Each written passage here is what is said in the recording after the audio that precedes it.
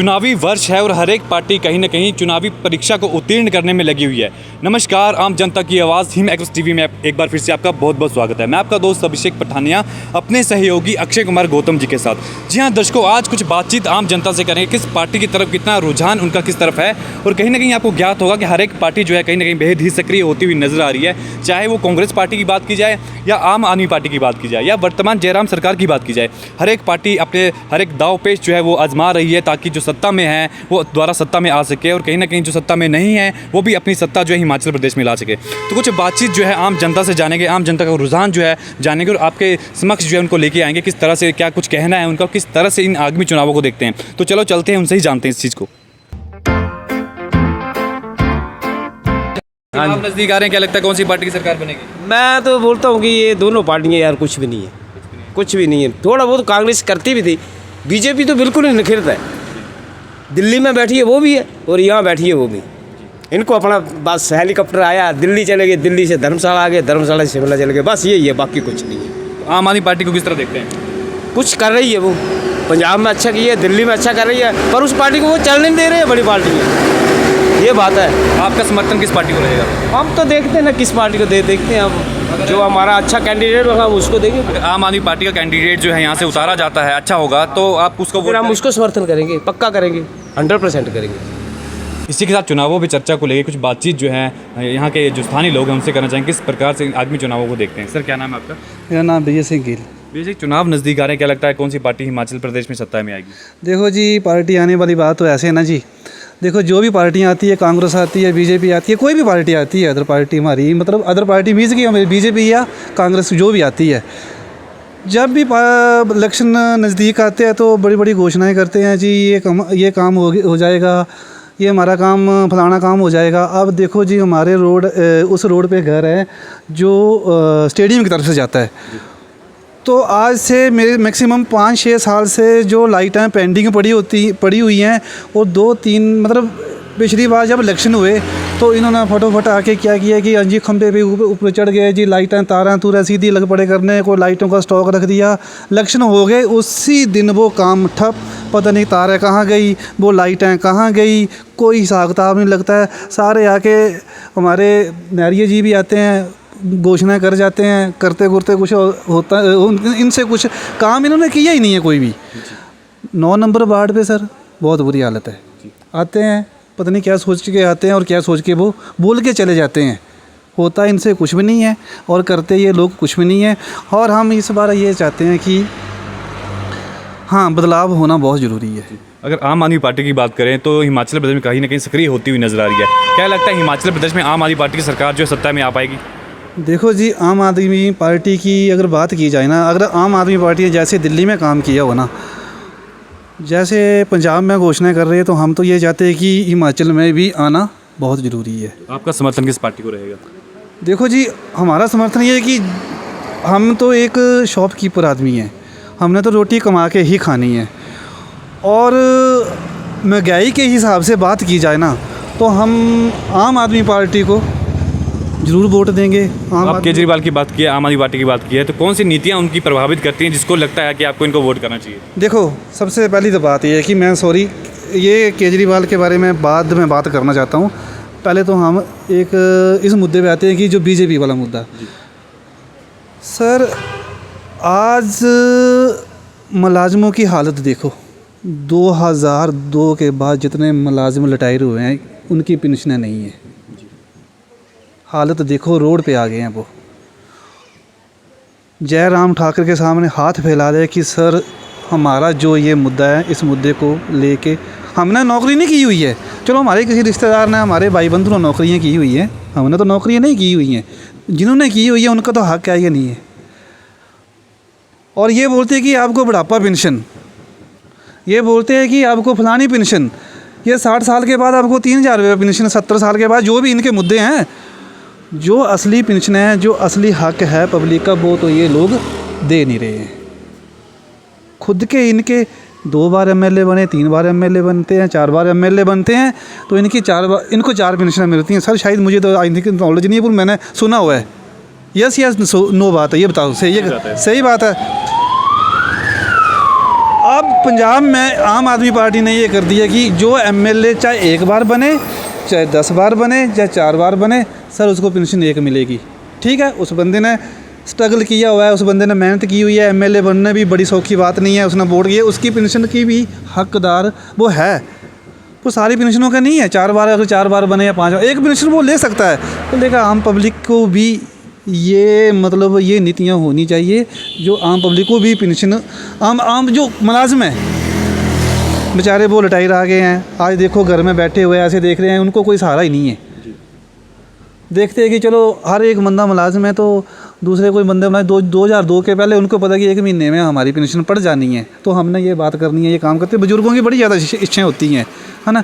तो जो दूसरे 2002 के बाद के हैं तो सारे बेचारे ऐसे बैठे हुए हैं। तो ये बहुत गलत नीति है। मैं ये कहता हूँ कि ये मुद्दा इनको जयराम जी को क्लियर कर देना चाहिए। आपको तो फिर सीधे तौर पे ये लगता है कि हिमाचल में आम आदमी पार्टी की सरकार बनना निश्चित तौर पे तय है? आम आदमी पार्टी की सरकार आनी चाहिए। जो कुछ फैसले हैं आम आदमी पार्टी के वो मेरे को अच्छे लग रहे हैं। आम आदमी यही चाहता है, जो आम आदमी चाहता है उसके अकॉर्डिंग आम आदमी पार्टी काम कर रही है। तो हम ये चाहते हैं कि आम आदमी पार्टी को सपोर्ट, आम आदमी पार्टी को हम सपोर्ट करेंगे। और इस मीडिया के ज़रिए जो मेरी बात सुनेगा और जो मेरी बात मतलब पब्लिक के सामने जाएगा, सुनाएंगे या सुनेंगे, तो मैं ये चाहता हूँ कि सर मैं यही सभी को चाहता हूँ कि आम आदमी पार्टी को सपोर्ट ज़रूर करना। क्या नाम है आपका? मेरा सुशील कुमार। सुशील कुमार जी, चुनाव नज़दीक आ रहे हैं हिमाचल प्रदेश में, क्या लगता है कौन सी पार्टी की सरकार जो सत्ता में आएगी?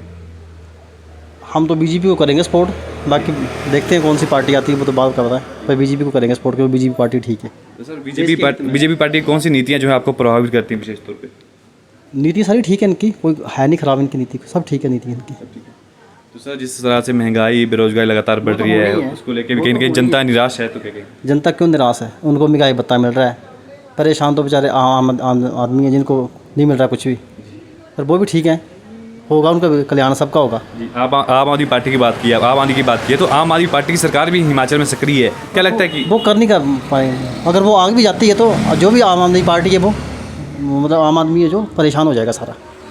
कांग्रेस पार्टी को किस तरह देखते हैं? वो भी नहीं कर पाएगी, कुछ लोगों को नहीं सपोर्ट कर पाएगी। आपका समर्थन किसको रहेगा? बीजेपी को। सर चुनाव नज़दीक आ रहे हैं, क्या लगता है कौन सी पार्टी की सरकार जो सत्ता में आएगी? देखो चुनाव नज़दीक आ रहे हैं, ये तो हमें भी दिख रहा है, पर लेकिन पार्टी में सरकार सत्ता में वही पार्टी आ सकती है जो अपना लक्ष्य और काम के रिलेटेड होगी, और जिसने काम किए होंगे तो नेचुरल रूप से वही सरकार आएगी। आपका समर्थन किस पार्टी की तरफ रहेगा? देखो पार्टी की विचारधारा एक अलग चीज़ होती है, लेकिन मैं चाहता हूँ कि पार्टी अपने स्थान पे है, लेकिन धर्मशाला है, चाहे कांगड़ा है, चाहे कोई भी है, वहाँ पे जो व्यक्ति है, जो कैंडिडेट है, उसका चेहरा ही साफ होना चाहिए। सर बात करें तो काफ़ी लंबे अरसे से भारतीय जनता पार्टी और कांग्रेस पार्टी की सरकार जो सत्ता में रही है, ऐसे में तीसरे विकल्प के उभर के सामने आम आदमी पार्टी की सरकार आई है, तो क्या लगता है कि हिमाचल प्रदेश में आम आदमी पार्टी की सरकार जो है बन पाएगी, और अगर वो बनती भी है तो कौन कौन से अहम मुद्दे रहेंगे जिसके मद्देनजर आप वोट करेंगे? देखो अगर हम दिल्ली की बात करें, दिल्ली में भी आम आदमी पार्टी की सरकार बनी है, कुछ नीतियाँ जो उनकी हैं अच्छी हैं, जैसे एजुकेशन से रिलेटेड है, हेल्थ से रिलेटेड है। अभी जैसे हाल ही में अपने पंजाब में सरकार बनी है आम आदमी पार्टी, इसको देखा जाए तो पंजाब अपने हिमाचल में भी दोनों पार्टियों का रहा है, कभी एक बार बीजेपी आती है और कांग्रेस आती है, और इस बार जो शायद देखा जाए तो हिमाचल में भी तीसरा विकल्प देखने को मिल सकता है। इसी के साथ कुछ बातचीत जो है अन्य लोगों से करेंगे, किस प्रकार से जो है चुनावों को देखते हैं, उनका रुझान किस पार्टी की तरफ है विशेष रूप से। सर क्या नाम है आपका? किकर सुनिए। सर चुनाव नज़दीक आ रहे हैं, क्या लगता है कौन सी पार्टी की सरकार जो सत्ता में आएगी? सत्ता तो आप आएगी। आप आएगी? हाँ जी। सर किन मुद्दों को मद्देनजर रखते हुए आप ये कहते हैं कि आम आदमी पार्टी की सरकार आएगी? कौन सी नीतियाँ जो आपको प्रभावित करती हैं? नीतियाँ तो ठीक है, प्रभाव करती है, इन्होंने कुछ काम नहीं किया बीजेपी वालों ने। 40 साल हम बीजेपी से जुड़े थे, कुछ नहीं पहचानता कोई भी है।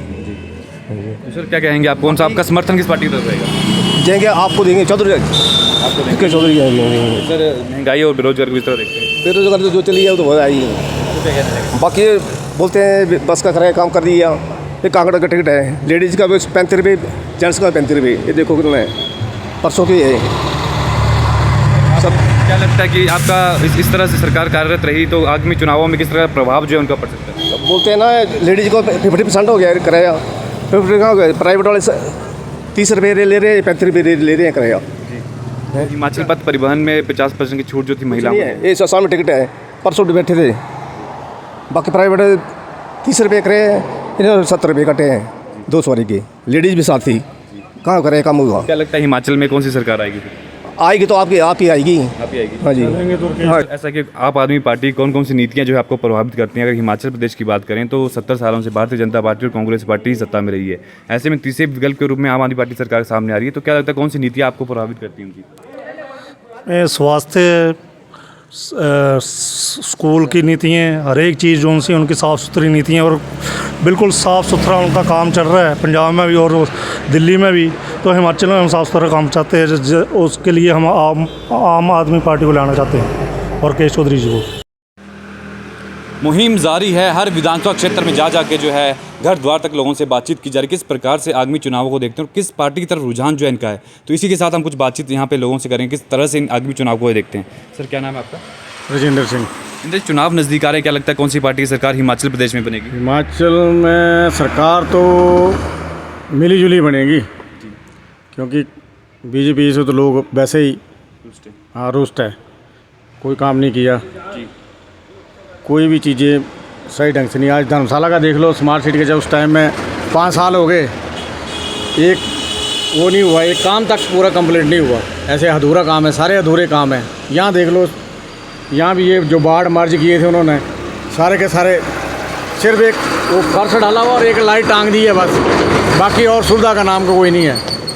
सर आम आदमी पार्टी की सरकार भी कहीं ना कहीं सक्रिय होती हुई नजर आ रही है, क्या लगता है कि एक विकल्प के रूप में आपको उनको चुनेंगे, क्या कहेंगे? नहीं, आम आदमी पार्टी ज़्यादा, हम तो इतना ज़्यादा तो बोल नहीं सकते, पर फिर भी हम अपने हिसाब से हम बोल रहे हैं, भी 8-10 सीटें निकालेंगे वो। आपका समर्थन किस पार्टी को रहेगा? हम तो पैसे ही पहले ही कांग्रेस पार्टी से हैं, देखते हैं अब जब अच्छा कैंडिडेट मिलेगा कोई, उसी हिसाब से चलेंगे हम, है ना। एक ना हमें एक पार्टी देगी ना हमें दूसरी पार्टी देगी, है ना। हमने तो जो देखा वो सीखा है।